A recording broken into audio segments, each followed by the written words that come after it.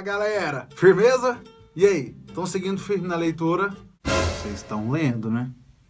O texto da leitura de hoje é o do Evangelho de Mateus, os capítulos 5 e o capítulo 6. Foi mal aí, é Lucas 5 e 6. Eu quero destacar então só algumas coisas que me chamaram a atenção nessa leitura de hoje. A primeira coisa que eu vejo logo de cara no texto é que Jesus está mostrando a sua autoridade às pessoas, mostrando o seu poder. O capítulo 5 já começa com Jesus convocando os seus primeiros discípulos, e essa é uma convocação bem diferente, onde Jesus já mostra de cara o seu poder. Nós temos Jesus pregando para a multidão, ele vê dois barcos na beira do mar, um deles era o barco de Simão, Pedro. Jesus então entra no barco, pede para que Pedro se afaste um pouco, ele fica ali dentro do barco ensinando a multidão na praia. Depois de terminar de ensinar, ele diz para Pedro: vamos para onde a água é mais funda e joguem ali as redes. E eles viram para Jesus e dizem: mestre, nós jogamos a rede a noite toda, pescamos a noite toda e não conseguimos nada.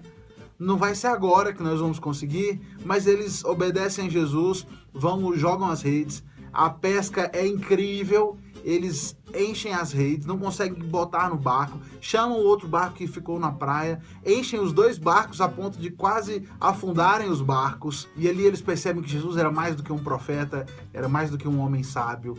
Naquele momento começa o relacionamento de Pedro com Jesus. O capítulo continua mostrando Jesus fazendo a cura de um leproso e logo em seguida a cura de um paralítico. E essa talvez seja a cena mais cinematográfica dessa leitura de hoje. O texto conta a seguinte história: Jesus estava dentro de uma casa ensinando, casa lotada, cheio de pessoas. Chegaram 4 amigos carregando um paralítico. E eles tentam entrar na casa carregando o seu amigo paralítico que tinham levado para que fosse curado por Jesus. Mas a casa estava muito cheia, eles não conseguiram entrar. Então, eles têm a ideia, eles sobem no terraço da casa, abrem um buraco e começam a descer aquele paralítico por um buraco no teto da casa. Diz o texto que eles descem um homem logo na frente de Jesus, as pessoas ficam espantadas em ver aquilo. Jesus, então, ao ver aquele homem sendo descido, os amigos que o levaram, ao ver a fé daqueles homens, Jesus diz para ele: olha, os seus pecados foram perdoados. E aquilo começa um bafafá, os fariseus começam a reclamar quem é ele para perdoar pecados, quem ele pensa que é para perdoar.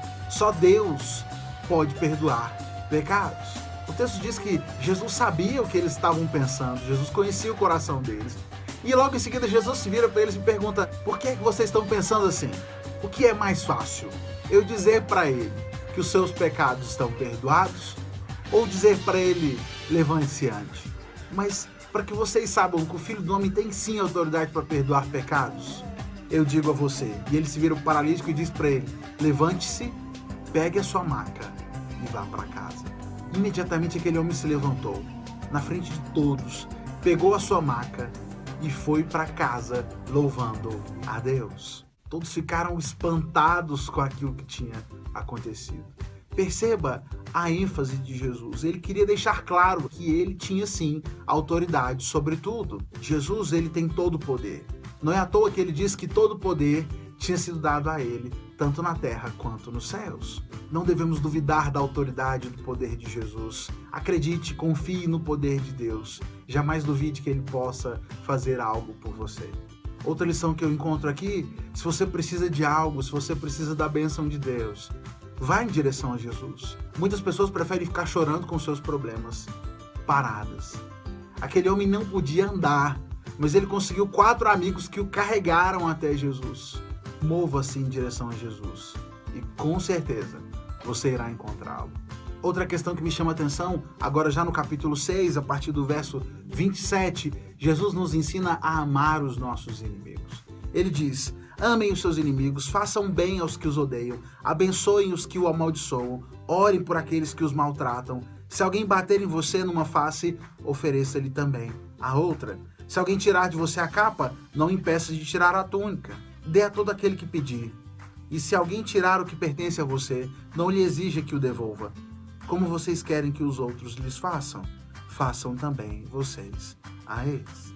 E aí Jesus continua dizendo: que mérito vocês têm se só amam e só fazem o bem a quem também lhes ama, a quem também lhes faz o bem. Amar a quem nos ama, qualquer um pode fazer.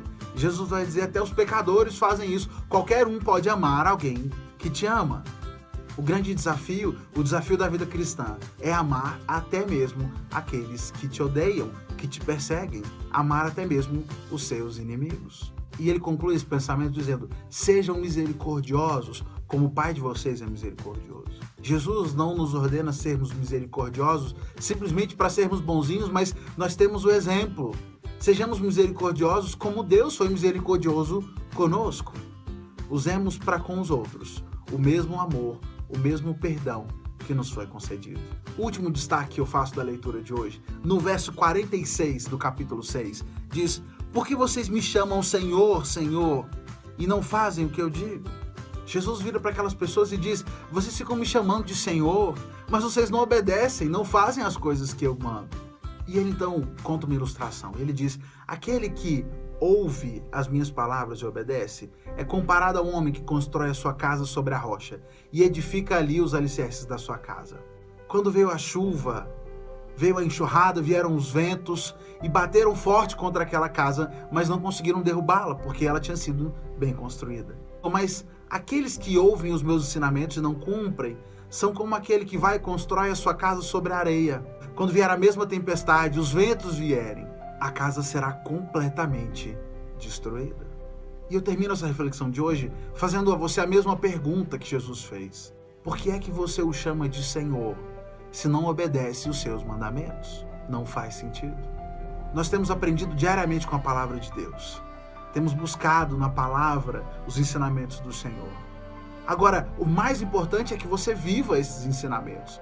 Não adianta chamar de Senhor e não obedecer à voz do Mestre.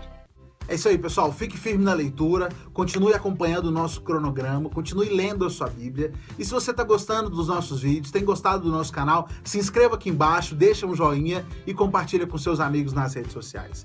Beleza? Até a próxima. E aí, já leu a Bíblia hoje?